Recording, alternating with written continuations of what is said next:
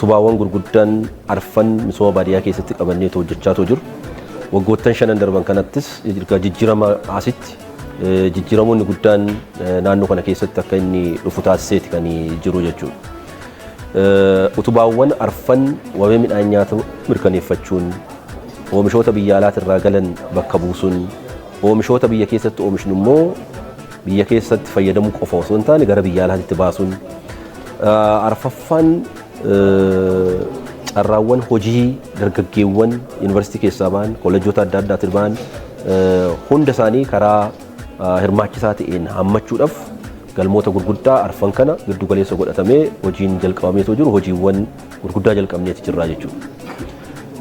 Galmoottan gurguddaa arfan qabannee jirru kanaan gaafa madaallu hojiiwwan qonnaan wal qabatanii jiran bal'aan isaanii jijjiiramaan duratti sababoota hojimaata adda addaatiin miidhaa gurguddaan kan irra geessu jiraachuu. Silaa kan hawaasni keenya fayyadamuun irra jiraatu osoo hawaasni keenya fayyadamne kan hafantu jiru jechuudha.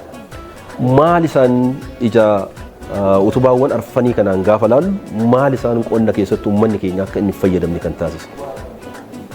Rakkoowwan gurguddaan hudhaawwan gurguddaan naannoo kanarratti jiru maal inni kan jedhu mootummaan keenya mootummaan jijjiiramaa dhimmoota kana addaan baasuudhaan qorachuudhaan maal irratti xiyyeeffanne maal jijjiira kan jedhu beektotaan adda bahee hojiiwwan misooma baadiyyaa keessatti hojjan karaa beekumsa qabuun akka gaggeeffamuuf sochiin guddaan taasifamee ture jechuudha.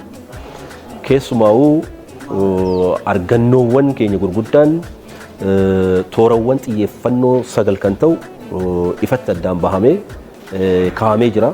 Toorawwan xiyyeeffannoo 9 kun yoo sirratan qonna keessatti baadiyyaa keessatti gabaa wajjiniin wal qabatee wanti jiru waan uummata keenya qonnaan bulaa horsee bulaa keenya qofa osoo hin taane jiraata magaalaa keenya jiruu fi jireenya isaa jijjiiruu danda'u xiyyeeffannoon guddaan kennamee addaan bahee deemamaa jira.